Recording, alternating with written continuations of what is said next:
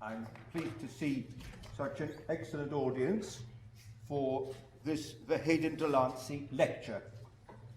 So the Heyden de Lancey lectures are funded by a trust in Jersey in memory of Baron Heyden de Lancey, who was an extraordinary man, who was at various stages in his career a doctor, a dentist, a barrister, an art collector, a rich man, and a public benefactor.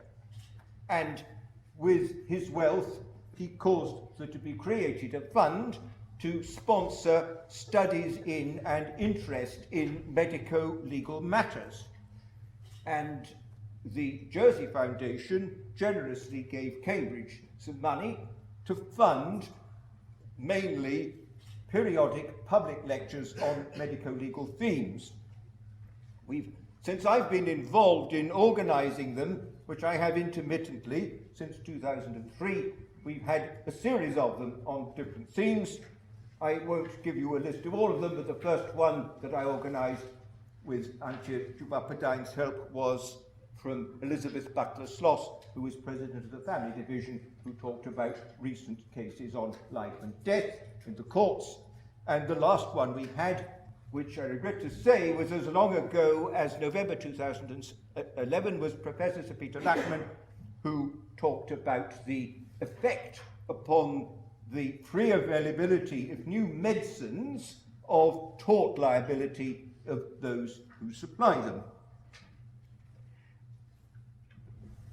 The lectures have been a little intermittent, but we envisage them being a more regular fixture because the faculty is in the process of creating a centre for medical law, life sciences and ethics on the basis of a generous gift from two benefactors who also generously endowed a parallel centre in Hong Kong University, and we have one person in post and another shortly to be appointed, and we envisage that this future centre will probably take under its wing the arrangement of these lectures.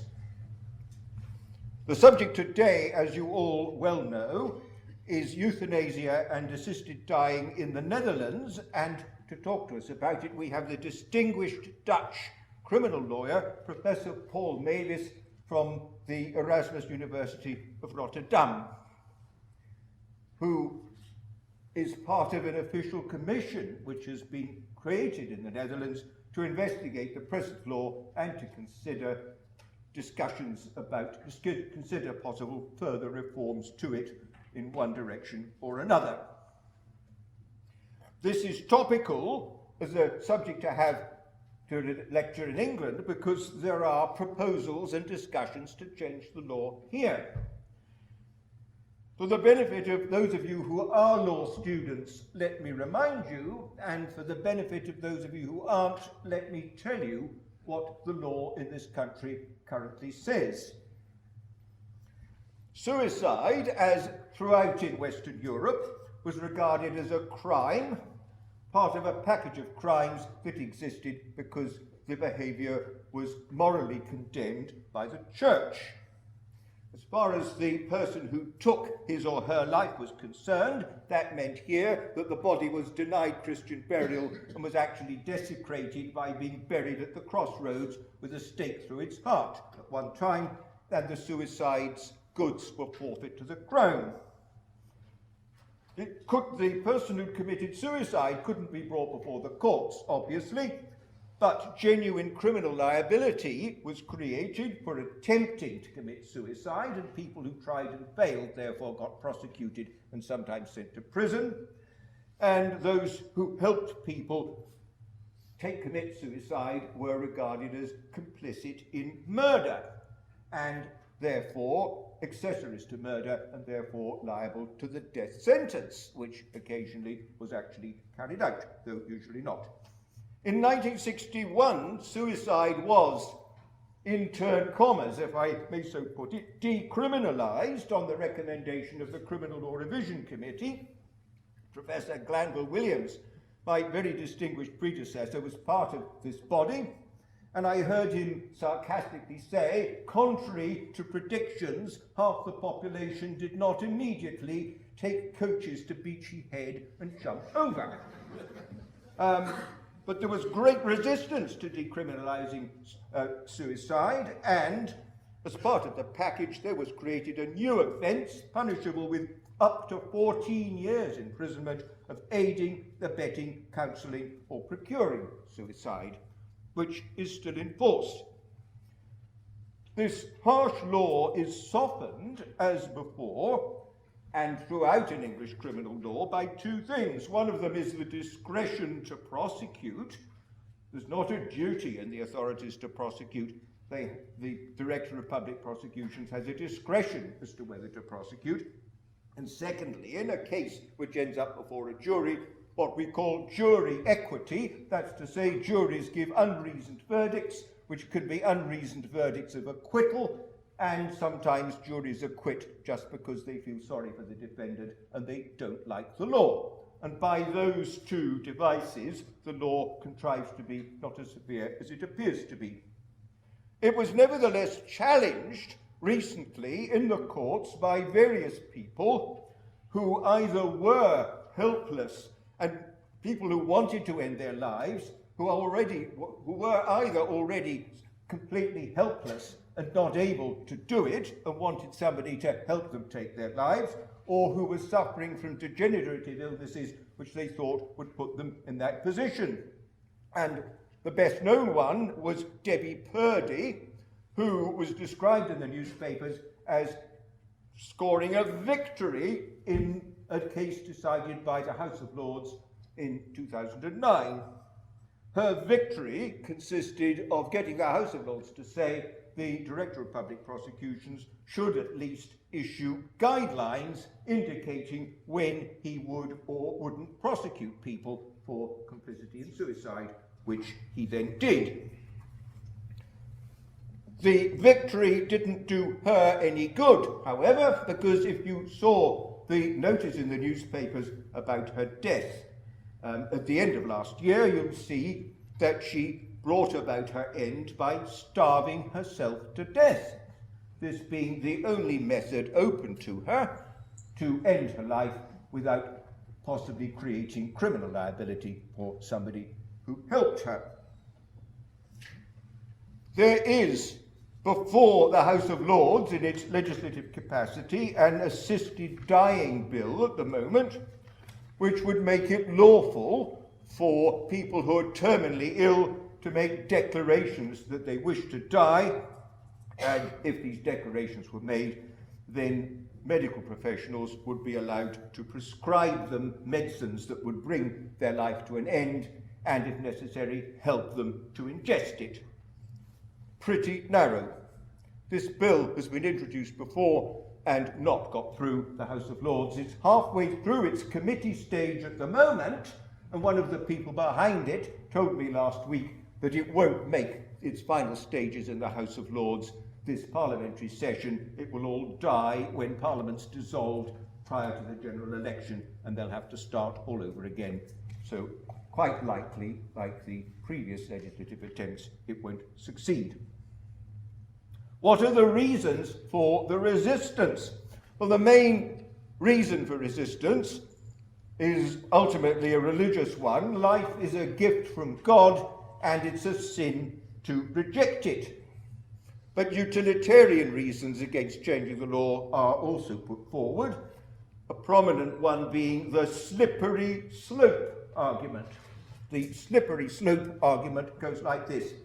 If we create any legislative dent in the principle of the sanctity of life, we won't be able to stop the country sliding from permitting those who wish to die to be helped to die, through to causing people to be killed who don't want to die, and by the time we've got there, the result will be the state will be deciding what useless citizens can be got rid of, and it will be like Nazi Germany, purging society of its useless elements.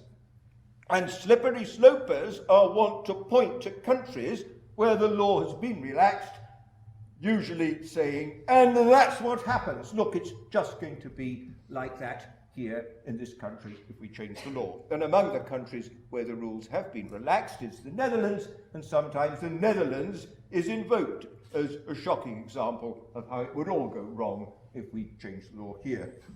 So it's particularly appropriate that we have Professor Mevis here, who's an expert on the subject, who can tell us what is actually happening in the Netherlands. Just a word, if I may, on my own position, and referring back to the first Heyden de Lancey lecture, which I was involved in organising when we had Baroness Dame Elizabeth Butler-Sloss, who, as the president of the family division, had just decided a case called involving Ms. B. Maybe this case is known to you. Ms. B was a woman who suffered some terrible blood clot towards the neck, which had paralysed her from the neck down, in consequence of which she was only alive by being kept on a ventilator. And she said, I don't wish to continue to live like this. Please turn the ventilator off. And the hospital said, no, we can't. That would be being complicit in your suicide. And it went to the High Court, and Dame Elizabeth said, you can't treat people against their wish. Artificial ventilation is medical treatment. She can insist on it being stopped. And so it was stopped, and she died. And Elizabeth Butler-Sloss said to me in discussion before the lecture, I went to the hospital and I interviewed Miss B. She was wholly sane, wholly rational. What she wanted to do would not have been consistent with my religious beliefs. I'm a practicing Christian, I would have thought it was wrong. But interestingly enough, Ms. B was a practicing Christian too, and she'd reconciled it with her beliefs. And I didn't think that it was at all appropriate for the law to force her to do something which wasn't in accordance with her religious beliefs. And I am sympathetic, needless to say, to what Dame Elizabeth Butler-Sloss said. That's rather a long introduction. Having delayed the start, may I invite Professor Mevis to deliver his lecture. Over to you.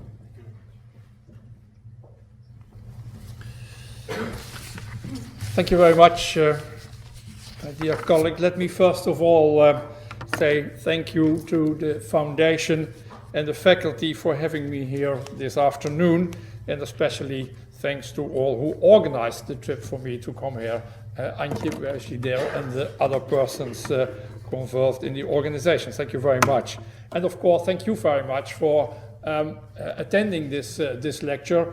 I'm a foreigner. My English is not, well, I'm not a native speaker English, I apologize for that. And I'm speaking to you at the end of the afternoon. There must be nicer things to do than having to attend the lecture. And of course, in a good university, as is in mine also, there are all things, all kinds of lectures, etc. So thank you very much for making time and opportunity to be here this afternoon. And of course, I'm very glad and honored in a way to stand here in the tradition of my fellow Dutchman, Baron Cornelius van Heyden de Lancey. He was born in 1889 and he studied medicine at Leiden University in the Netherlands. There are people from Rotterdam University who say you are not allowed to mention the name Leiden University. Just say some university in the Netherlands. Nevertheless, he's from Leiden University in the Netherlands before he got his medical degree in England during the First World War. I looked for it, I couldn't find whether he served at the front as a doctor in the British Army. If he had, I have no doubt he would have been confronted with questions on euthanasia there. What I'm going to do with you, I'm going to provide you an overview of some headlines of the state of affairs in the Netherlands, hoping to give you some views and some points of discussions about the situation in the Netherlands.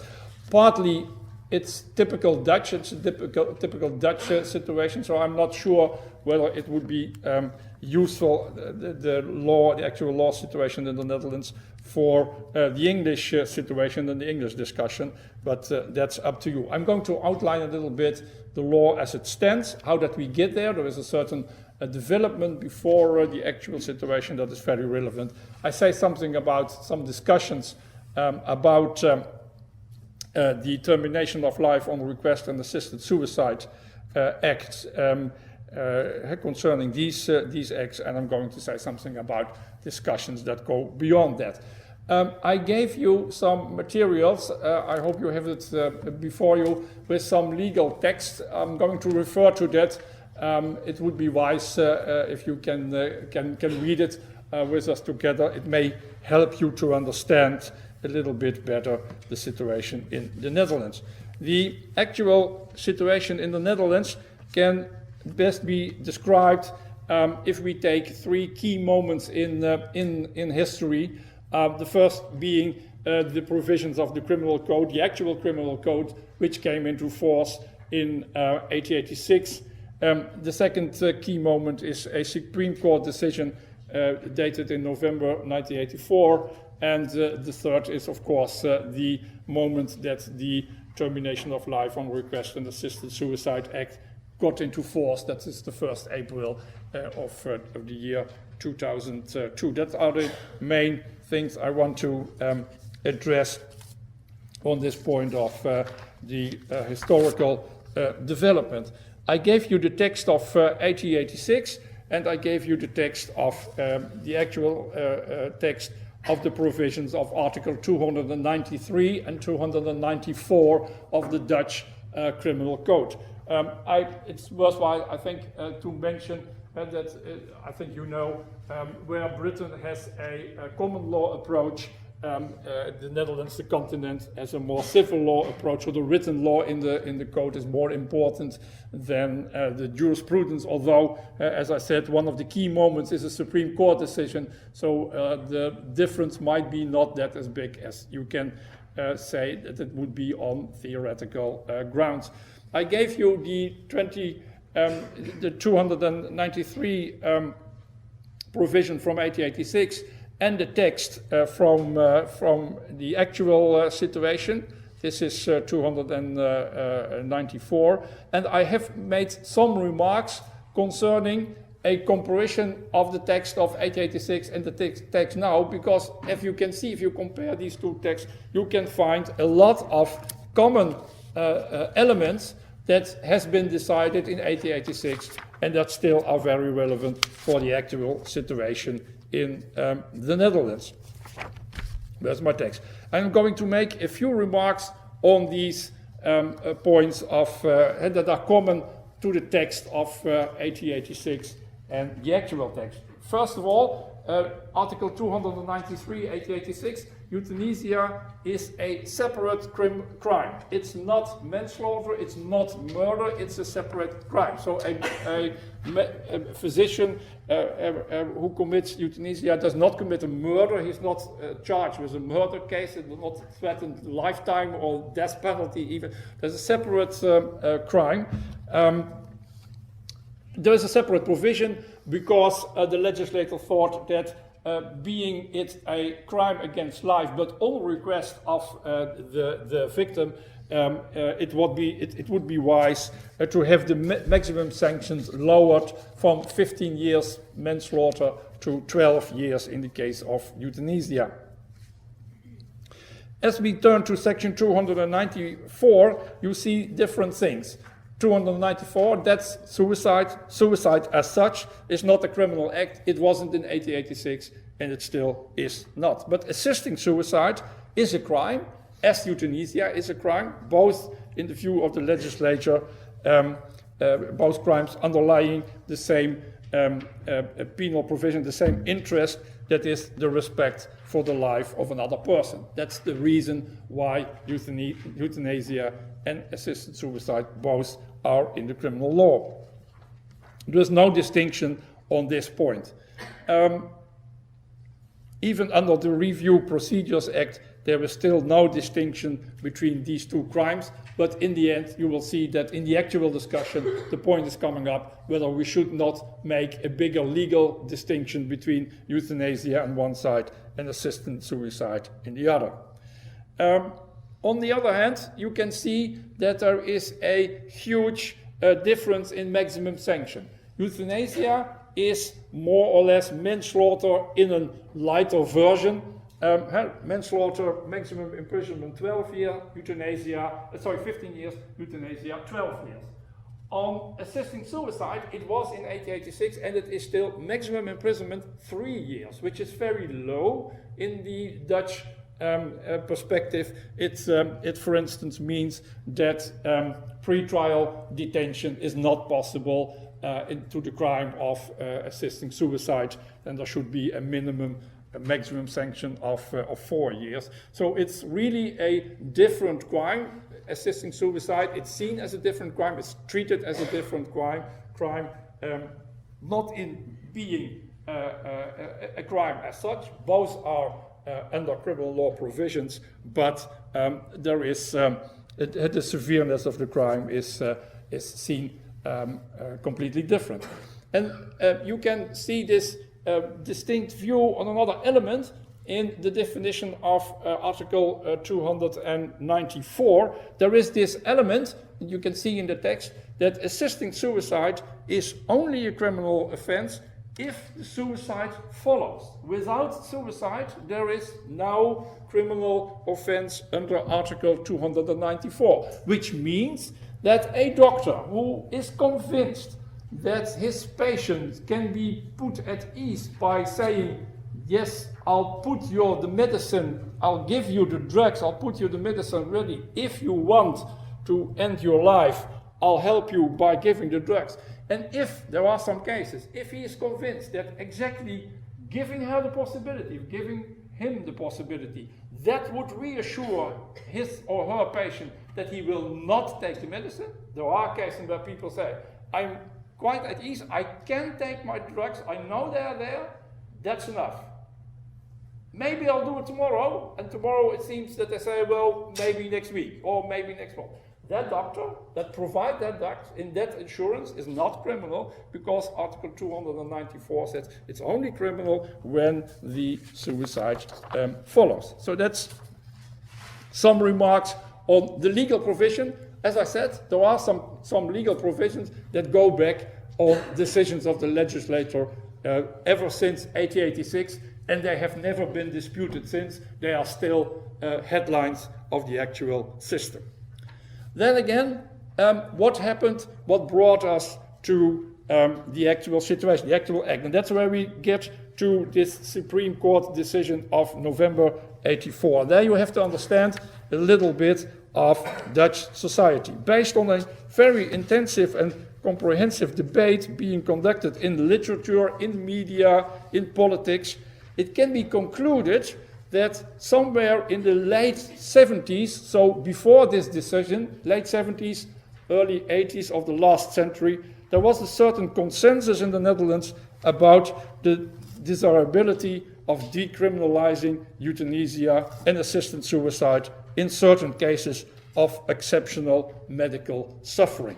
There was an agreement in society. The subject was debated by a variety of interest groups and professional groups, and in terms of legal development, it was of particular interest that some legal lawyers, former members of the Supreme Court, if you Google on the name Enschede, I can hardly ask you to pronounce that in the same way as I do, and the name Drion, those are famous, very, very big lawyers with a great of influence, and they made a case stating that euthanasia and assisted suicide should be acceptable in certain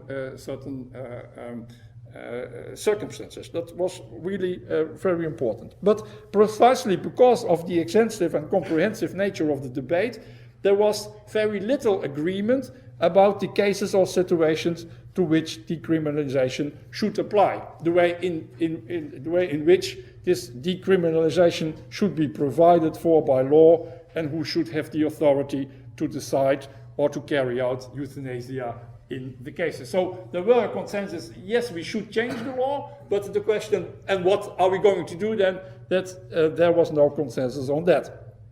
And although there was a certain support in society for an exemption from criminal liability with respect to euthanasia and assisted suicide, there was for a long time no parliamentary majority for the change of law. You must know that we live in, well, let me put it in a sophisticated way. We have a system of coalition government, and ever since the Second World War, it was in a way inevitable that the Christian Democrats were in the government, and of course they blocked all agreements on these kind of law. It happened that it was seen as a miracle that they were outside of the government in the 80s and the 90s, so that was the moment that the Socialist Party and the Liberal Party formed a majority, and they tried, and with success, tried to change the law on euthanasia.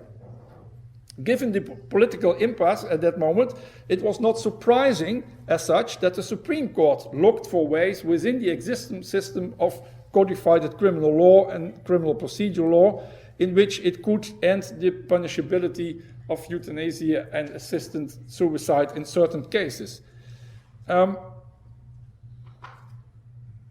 We accept from, as I said, we have a civil law system, but we accept from our Supreme Court that in certain cases where there is a certain majority in society and where there is an impasse in the legislator can't decide, there is a certain room for the Supreme Court, even in the civil law approach, within the system and within the structures and within the wording of the actual court to try and interpret the criminal code, the wording of the code into the direction that would be acceptable for society, that would mean more or less a change in law. This was not the first, it was the first decision on the topic of euthanasia and assisting suicide, but by far it was not the first decision in that direction. The Supreme Court has a certain room for maneuver within certain strictures to changing. And they took up this point.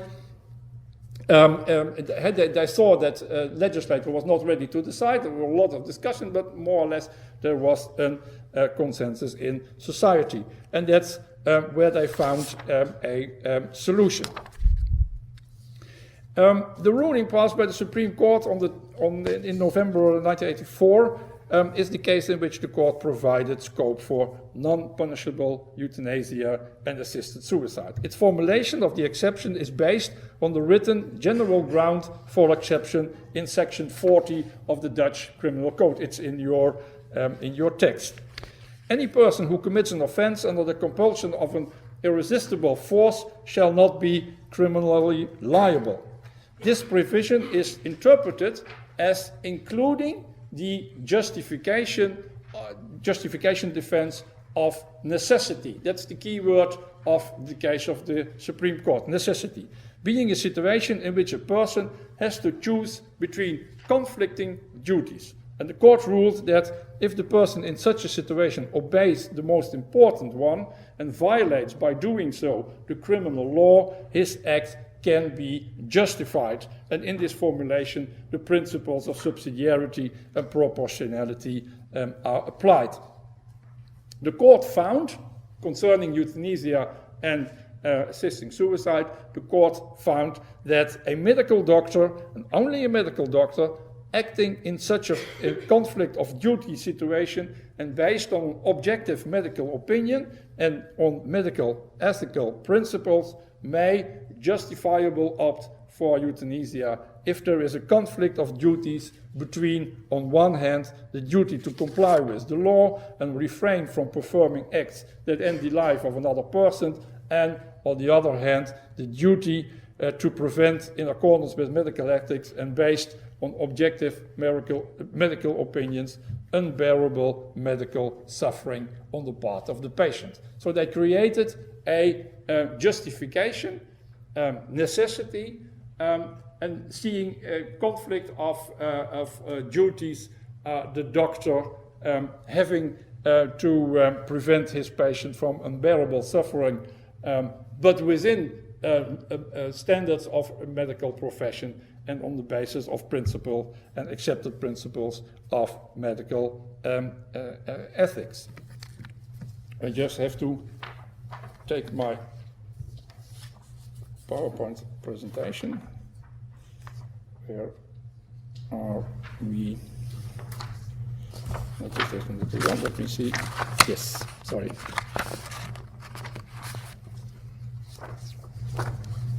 Yes. This is the ground for the court that the court found for the exception for criminal liability for euthanasia. In the context of a duty, medical duty of conflict situation available to a medical doctor for an act that in itself remains a criminal offense. But the system is, it is a criminal offense, but there is a justification called necessity. I leave out the details of the court rulings. It led to a system with a lot of jurisprudence, and it was elaborated by the Supreme Court and by the lower court in all kinds of directions. But I leave that out because the approach that the court chose in this situation, leaving euthanasia and assisting suicide within the criminal law, leaving it an offense, not decriminalizing it in taking it out of the criminal code, but leaving it there and creating an exception, a justification. That was exactly the system, but in another way elaborated, that was accepted by the legislature in this Review Procedures Act in 2002. The main articles are again in your text. And the impunity is structured as follows.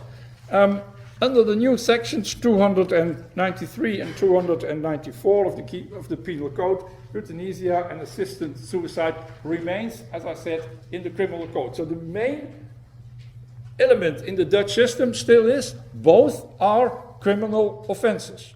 And the main control system in the Dutch system, again, is the criminal system. That's the starting point. The Review Procedures Act did not alter this qualification. Nevertheless, the legislator created a special ground for justification. They did not lean, as the Supreme Court did, on the general justification of this defense. They created a separate, specially for the Articles 293 and 294, created a ground for immunity. The legislator abandoned the approach based on necessity as a general justification of law. The formulation of the ground for exception for criminal liability in the Penal Code, that's especially Article 293, paragraph 2, that's the key point where it's all about, it's in your text. You can see there that there are three distinct conditions. First of all, the exception is only there for a doctor. No one else can address this defense. It's only created for a doctor. That's in accordance with the Supreme Court, and we only allow an exemption on the basis of medical norms and in accordance with principles of medical ethics. The second one is that the Penal Code makes clear that if a doctor wishes successfully to invoke the ground for exception from criminal liability, he must report his act of euthanasia or assisted suicide to the municipal forensic pathologist. So the doctor must report. That's an essential criteria. He must be open, and that might lead to the assessment of what he did as being no longer an offense under Article 293 and 294. And the third element in this paragraph 293, Section 2, is that the doctor must meet the requirements of due care set out in the Review Procedures Act. I will go to that act in a moment with you. So there you have it. There you have the system. A special arrangement in the criminal code referring to a special act. What are the requirements of due care under the Review Procedures Act to which the penal code refers. Well, they are more or less obvious, and you can find them in Article 2 of the Review Procedures Act. I just read them out, but you can see them. The doctor should reach the firm conclusion that the patient had made a voluntary and well-considered request. Decision of the doctor on a well-informed request. The doctor has reached the firm conclusion that the patient was experiencing unbearable suffering and there is no prospect of improvement in this situation. There you have the two key elements. Voluntary request in the situation of unbearable suffering with no prospect of improvement in the situation. And then you get more or less certain criteria that are more or less a little bit more procedural. The doctor has to inform the patient, he has to consult another doctor, and he has to carry out the euthanasia and the assisted suicide within due medical care and attention.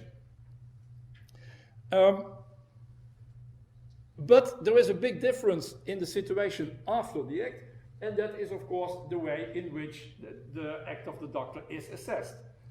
Before the act, there was an option in criminal law, there was a justification, but the only instance that could say that there was a justification was the criminal court, so the doctor had to be prosecuted, and then the court had to say, yes, in this case, the justification of necessity is there.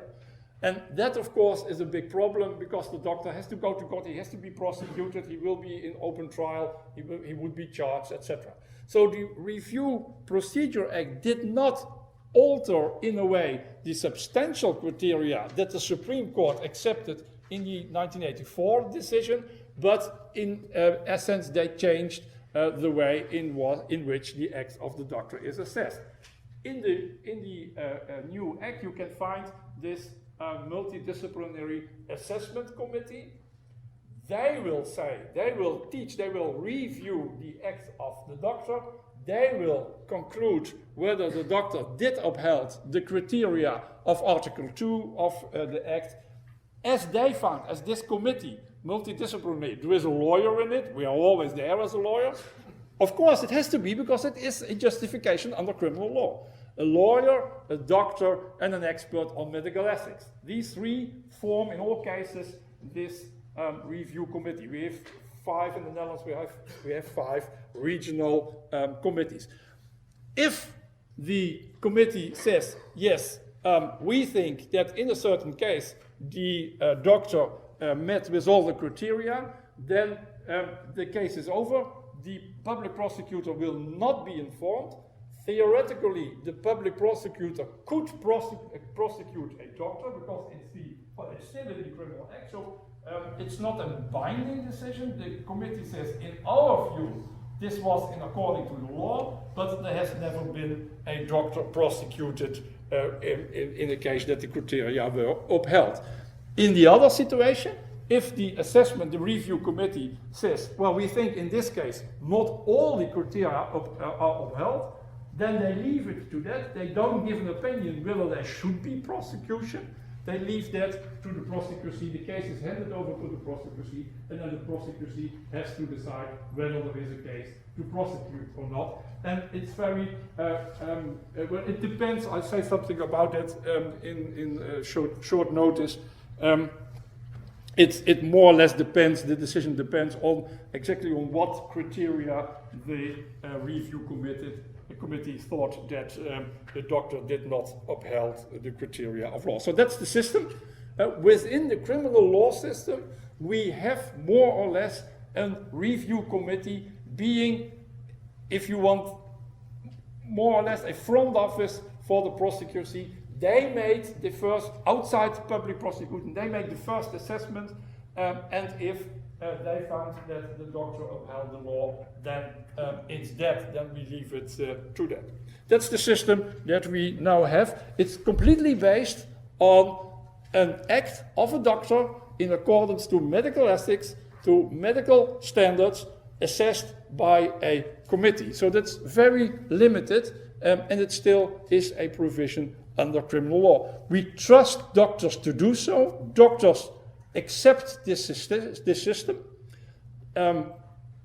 They think there are cases where they can make the decision to go all the way with the patient in euthanasia or in assisting suicide.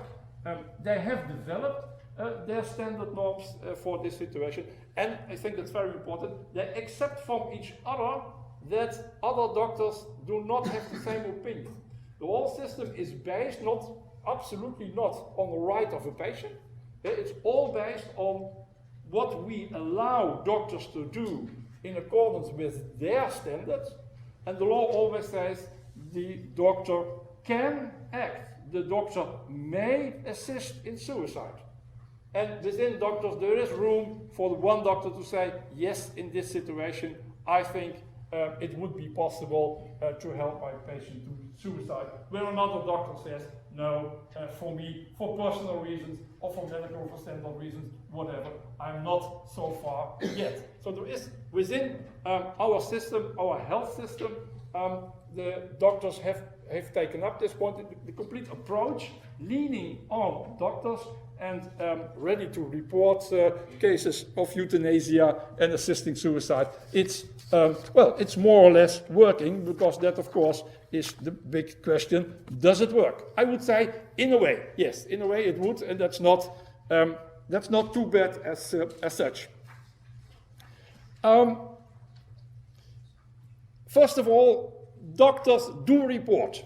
I think that's the main success of the Dutch system and the main element of the Dutch system.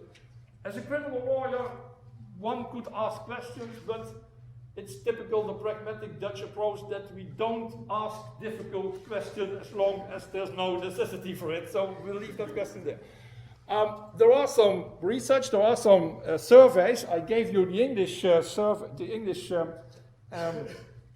summary of some in the text. You've seen my email address on the first slide. If you have any questions, I'm to a certain extent ready to answer them.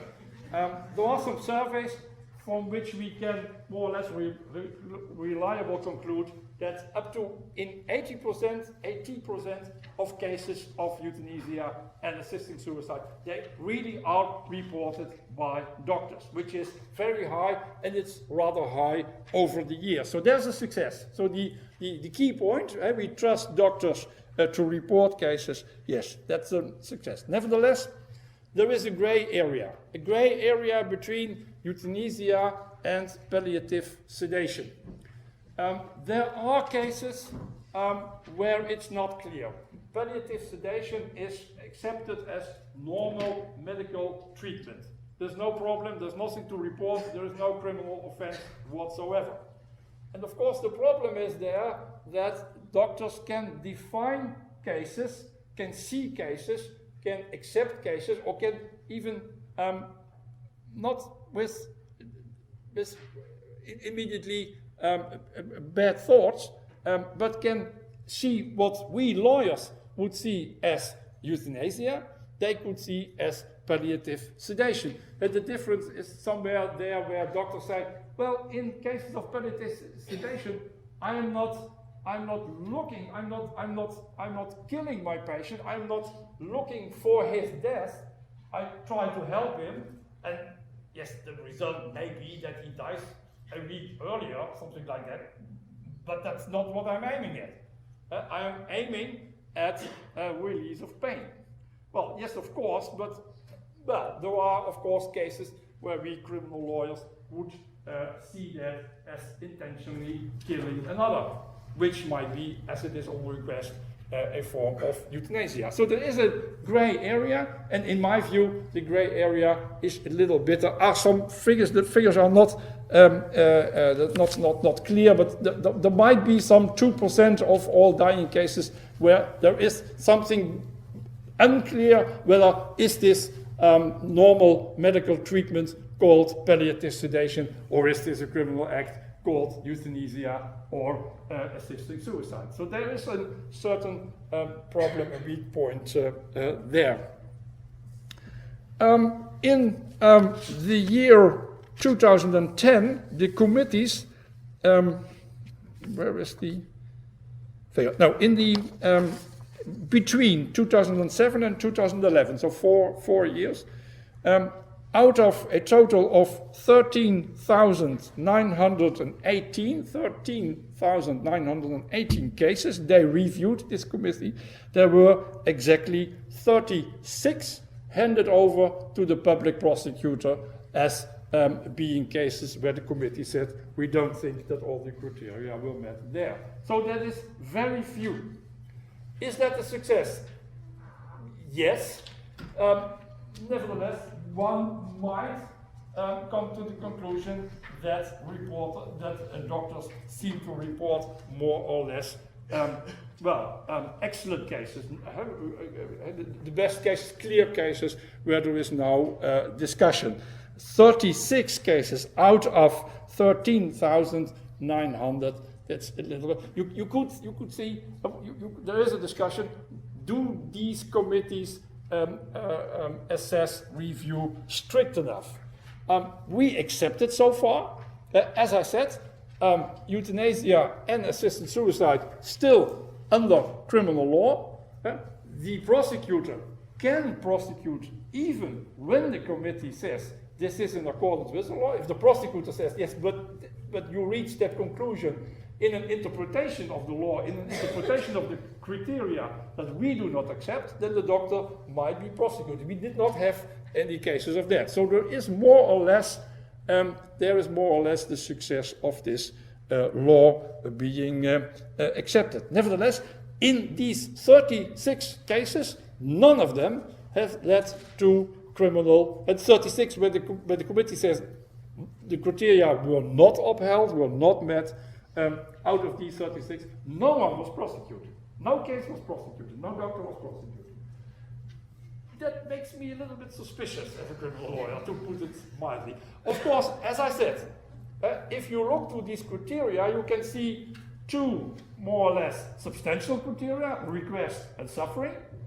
And in these 36 cases, there are a lot where the last criterion is not upheld. The last criteria is the way in which the euthanasia and assisting suicide is committed. Well, that of course is not immediately a criteria that leads to the conclusion that if it's not met, there is a serious offense, and it's not only substantial level. Nevertheless, there have been cases where a doctor did not consult, as is one of the criteria, did not consult a second doctor, and still the prosecution saw now ground for prosecution. As in England, the prosecutor does not have to prosecute. There is room for maneuver. Nevertheless, as I said, let me put it a little bit in this way, carefully.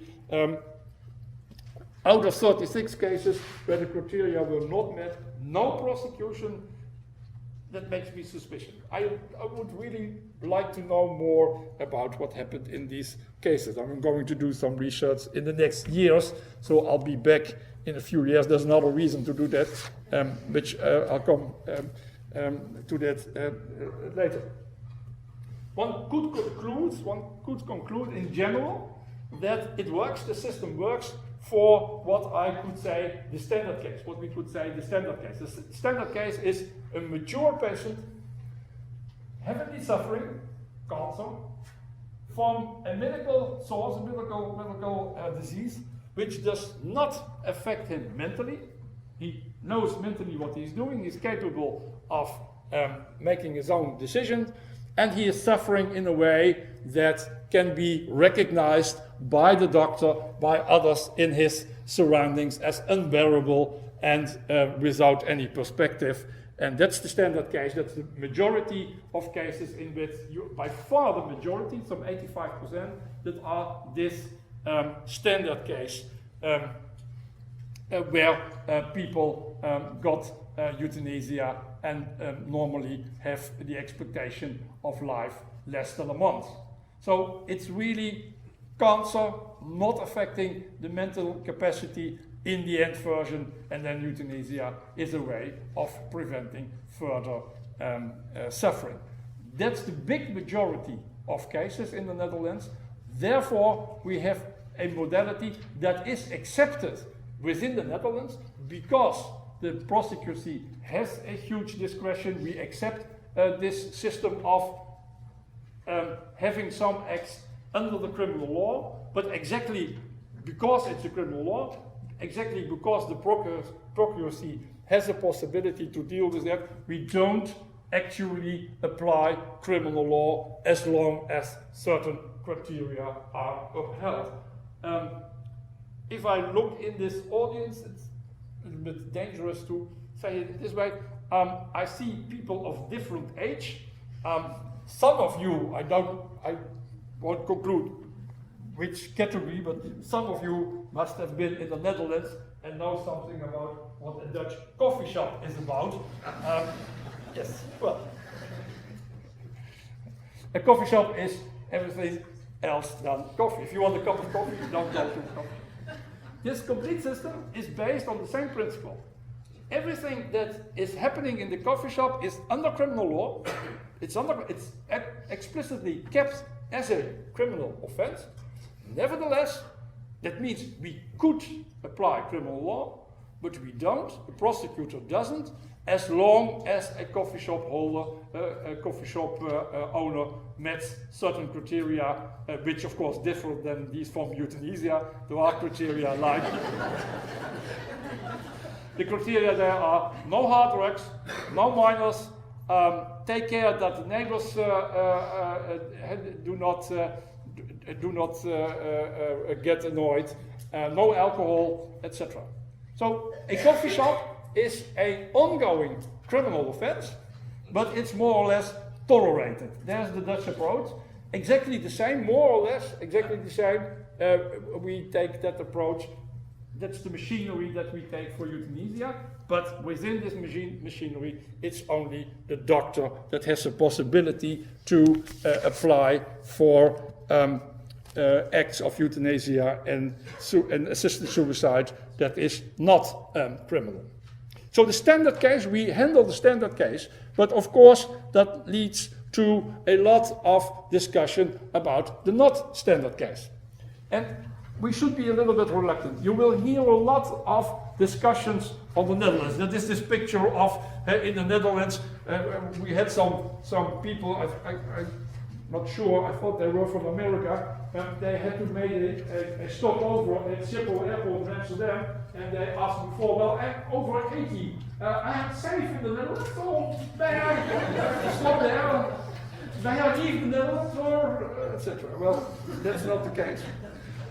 There are some discussions, as I said, standard case. There's no discussion about that, and that makes out of that makes some 85%, something like that, of the cases. What are the categories outside the standard case?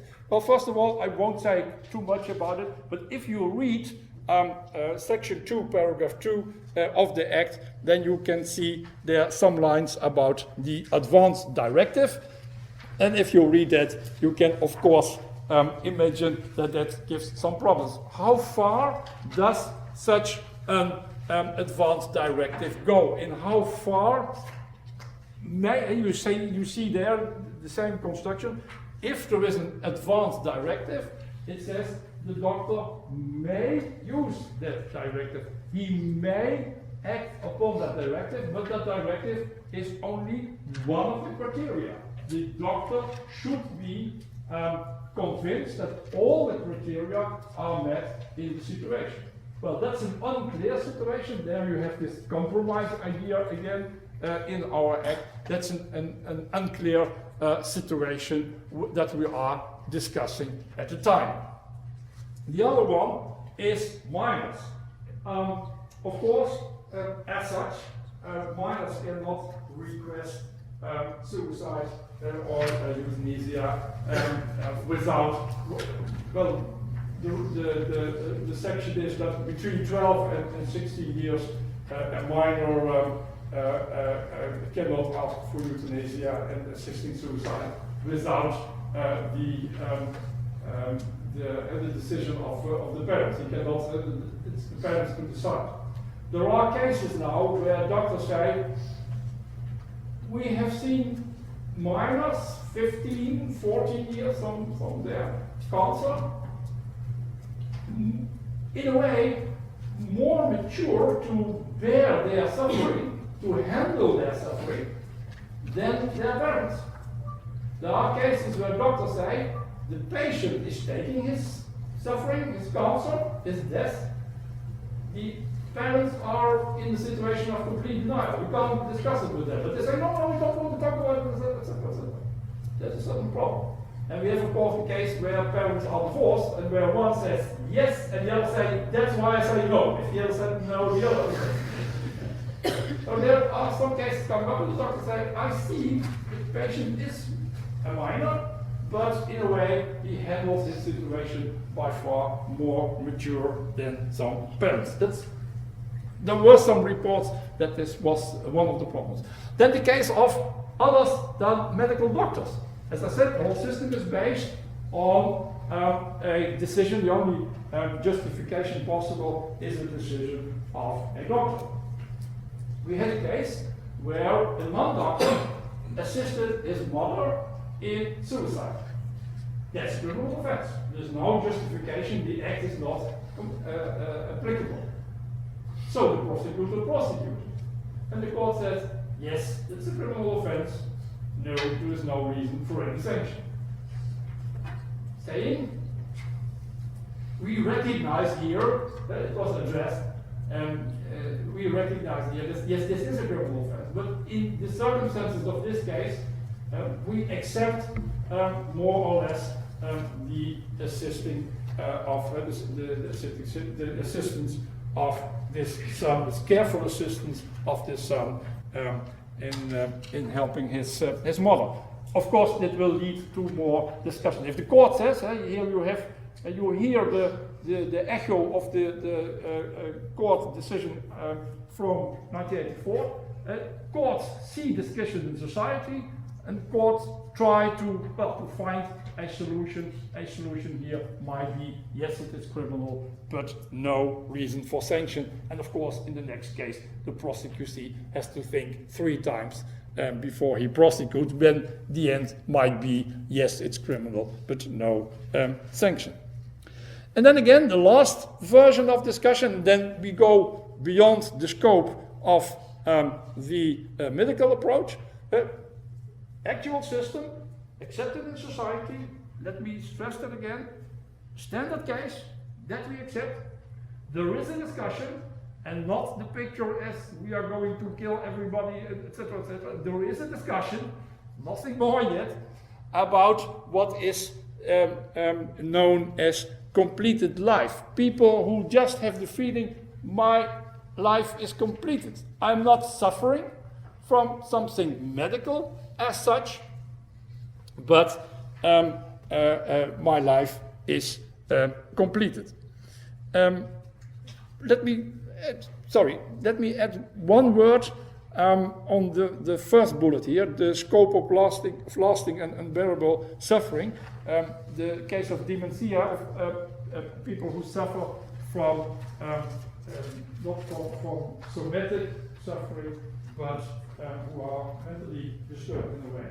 It has never been excluded that might be suffering in the meaning of the act. So also mentally suffering from mentally disorders can lead to the suffering as mentioned in the act. As you see in the act, there is no limitation of suffering to cases of only somatic suffering. There are only very few cases.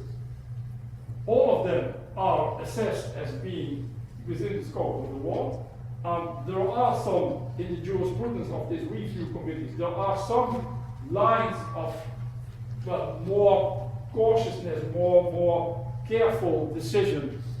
If a patient is claiming euthanasia or assisting suicide, suffering not from a somatic disease, but from mentally disorder, so we are more reluctant in that, but it is as such possible. It's not included, it was not excluded by the court in 1984, and it's not excluded in the actual law.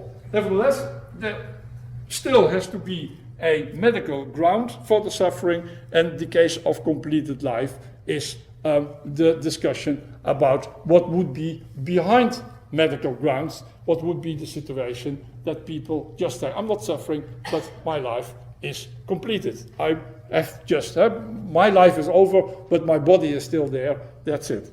Well, there is discussion, and there is this committee where I have the honor to be a member of.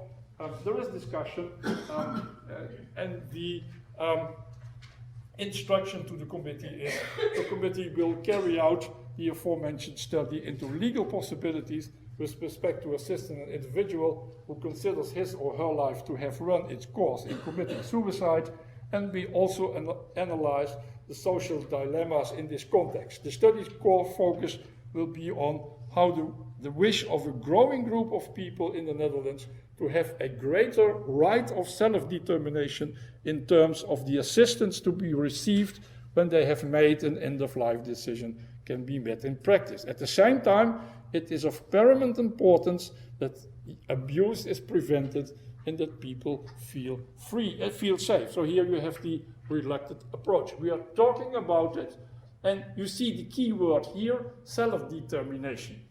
The system in the Netherlands still is very, well, let me say it positively, based on the doctor's decision. There is no right to euthanasia, there is no right to assisted suicide, there is no right to self-determination in law. There are possibilities for a doctor based on medical standards. That's the actual situation. If we would accept this concept of complete life, then the only basis can be, of course, the right of self-determination, which would be a huge step, not only in a change, would not only be a change in the underlying theory of why we accept euthanasia and assisting suicide in certain cases, but of course it will, I hope I made it a little bit clearer, it would change the complete system of control and criminal law controlling, because that is all based on a doctor's decision now, and the doctor is the only one who can call for justification. And the first criteria is he has to report his cases.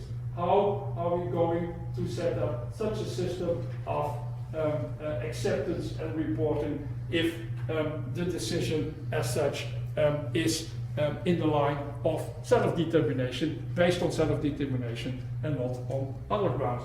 There you see for the first time, as I said in the beginning, that we have treated so far euthanasia and assisting suicide always together. Both are a crime, both are under this act, the criteria are exactly the same. Here for the first time, people argue that if we would go to the concept of completed life, then it might be for the first time better to make a bigger distinction between these crimes and allow only assisting suicide in cases of complete life. The committee is still discussing and thinking, to put it lightly, not at the moment, because one of the members is for a while abroad. Thank you very much for again. But we will continue to discuss. The report can be expected in the second half of this year, and I can guarantee you that there is at least a summary in English. If not, the complete report can be translated. That, of course, is a question of money, and that's always a very sensitive topic in the Netherlands. Let me make some conclusions. I hope to make clear that in a way we have more or less typical Dutch provisions coming from a accepted discussion and accepted situation in the Netherlands. The Act is a success for the standard case, which nevertheless make out 85%, something 80-85% of all cases, so that is a big success. It is seriously debated for other cases. Some say we go too far. There are people who say, well, mentally suffering from mentally disorder, this is very, very complicated. That there is a certain call for, do we not go too far? Others say, no, we don't go far enough, but this case of completed life should be made possible. Again, I underline, we're only discussing that. There is not a majority, a consensus on this point of completed life in society as it was before the Supreme Court ruling in 1984. Well, the big question is, in how far do we want to keep up the actual system based on the decision of a doctor, based on a medical decision, controlled over the system of being a medical decision with an obligation for the doctor to report all cases. Maybe we move, I don't know, more to a right on self-determination. If we go in that direction, that would mean a complete different system, and that alone would take some time and consideration. Maybe there will be a bigger distinction between euthanasia and assisting suicide. I know that I gave you a lot of information about the Dutch situation. That's why I gave you the text.